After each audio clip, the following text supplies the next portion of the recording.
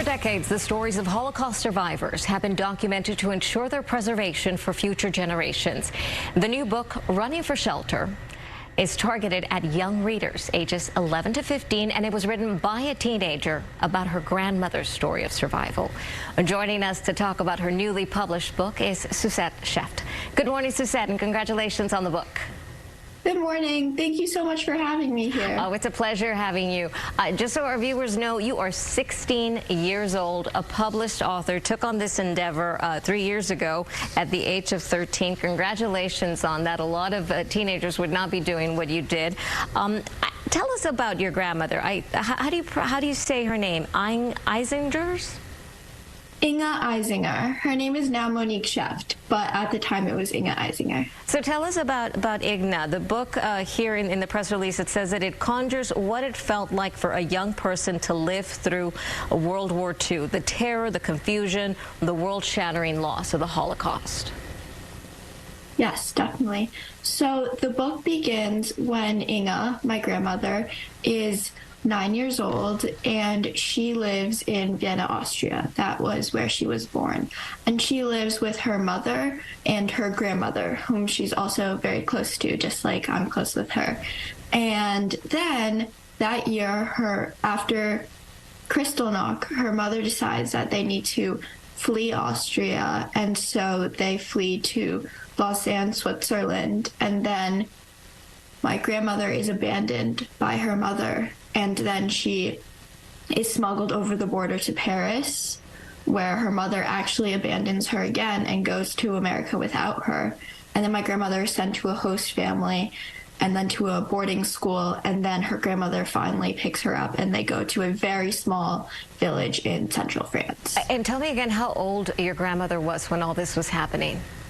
So she was 9 when they first left. Wow, that is incredible. These, I mean, that's a real story that you're telling us. This isn't a novel, a historical fiction, but your grandmother's story.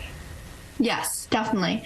99% of it is true. There were just very small details that she didn't remember, such as what the exact boarding school looked like, or maybe what the farm she worked on looked like. So I did research to find images that were similar. Yeah, that's a good author right there. Every event is true. Why did you decide to tell your grandmother's story in the form of a young adult, a YA novel? I chose to do it in the form of a YA novel for a couple of reasons.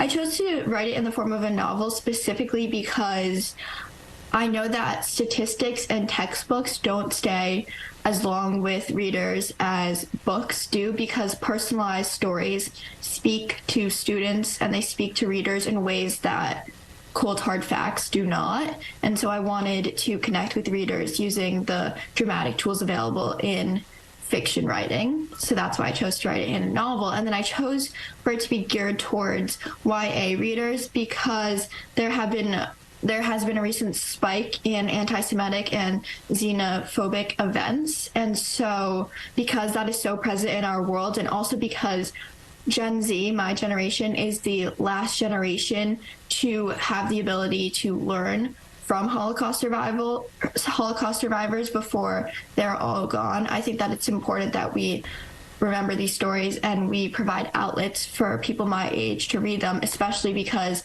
I've seen from personal experience, and I've also read statistics and surveys, that people my age actually know less about the Holocaust than other people do. No, you're doing a good thing by writing your grandmother's story down, taking that history.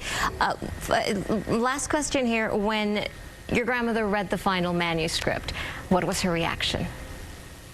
Definitely. So when she read the final manuscript, she said that she was really happy that I found a way to remind her of her past and to connect her to her family again, and also to immortalize her story, because she knows how important that is to me, since when I was 13, my dad passed away, her son, and I found myself forgetting the stories that he used to tell me about his childhood. And so because I couldn't remember his stories, I wanted to find a way to preserve other family stories, which is why I turned to my grandmother's story. And so she's she's very happy that I did that. And she also said that although it was difficult for her to read about her past and to think about it again, she's happy I reminded her about it, because it's something that will always be with her and something that changed her life. Yeah, something that nobody should forget.